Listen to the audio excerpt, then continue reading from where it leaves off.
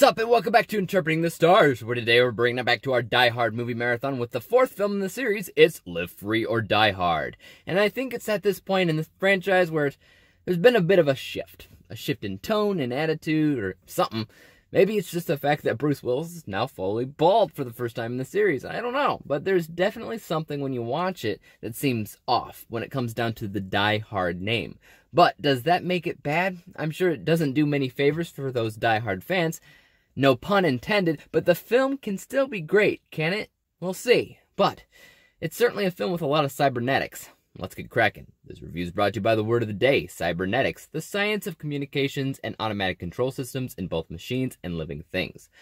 Live Free or Die Hard throws John McClane back into the action after being out of it for over a decade when he is asked to transport a hacker to Washington, D.C. But that's when he learns that digital terrorists are about to hit the planet with what's referred to as a fire sale, where they control anything and everything that's already controlled by computers, which is pretty much everything in today's day and age, which causes havoc and panic in the streets. But what can McClane actually do? He's only but one man.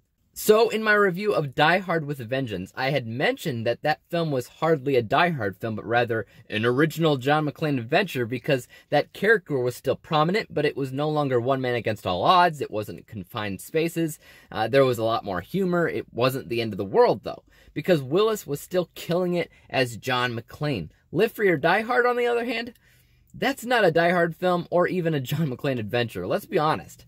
It's a generic Bruce Willis action film where he sometimes says a few things that McClane might say in the other films, but nothing in the film's soul or spirit feels like it fits at all. The look is wrong. The attitude is wrong. The chemistry between him and Justin Long, it's not terrible, but it's not the kind of chemistry you expect from Die Hard. It is so odd when you watch it because you know it's not Die Hard.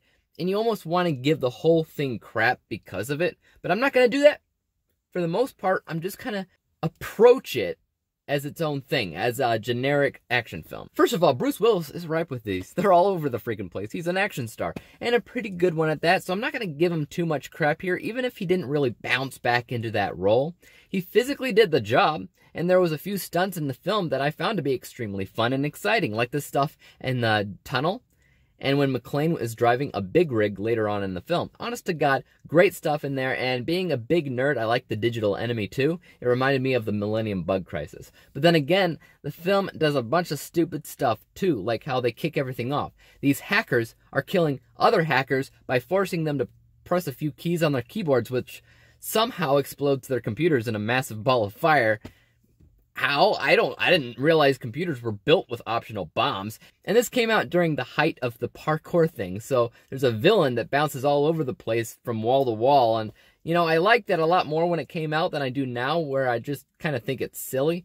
As for the main villain, you know it, I know it, we all know that he's weak. It's Timothy Oliphant, or however you say his name. And it wasn't even trying to make him scary or dangerous. He's always hiding behind a keyboard, or at most, waving a gun around. That's where digital terrorism finds its faults. Intelligence only gets you so far, because at the end of the day, he still had to face off against McClane. And we all know that McClane likes to say his yippee-ki-yay line, and I usually find that to be deserving, except in this case, it was more deserving earlier in the film, at least in 3 different opportunities. He actually says the line in probably the worst part of the film, and it's kind of disappointing because, yeah, there was 3 different parts of the film where he could have said it, where it would have felt more deserving, I guess. I don't know, it's just dumb.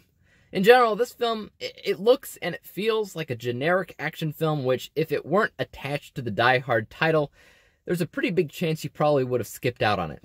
Breaking this thing down, my unbiased score of the film essentially says that the movie's fine, but nothing groundbreaking, nothing that needed to be seen, and that score is 60%. My bias score isn't too far off at 62%, meaning that I was incredibly surprised at how little new material we got after 12 years between films, and how nothing really even felt like Die Hard, except when they tried to force things in there, like the yippee-ki-yay line. Averaging the two scores together, we end up at 61%, 61 out of 100 possible stars, grading this movie with a D score. Not the greatest in the world, sad to say. Things have really changed for the worse for poor John McClane. I'd like to hear what you guys have to say about Live Free or Die Hard in the comments down below. Is the shift in attitude one that you welcome? Or are you like me, where you don't think much of that original spirit is left?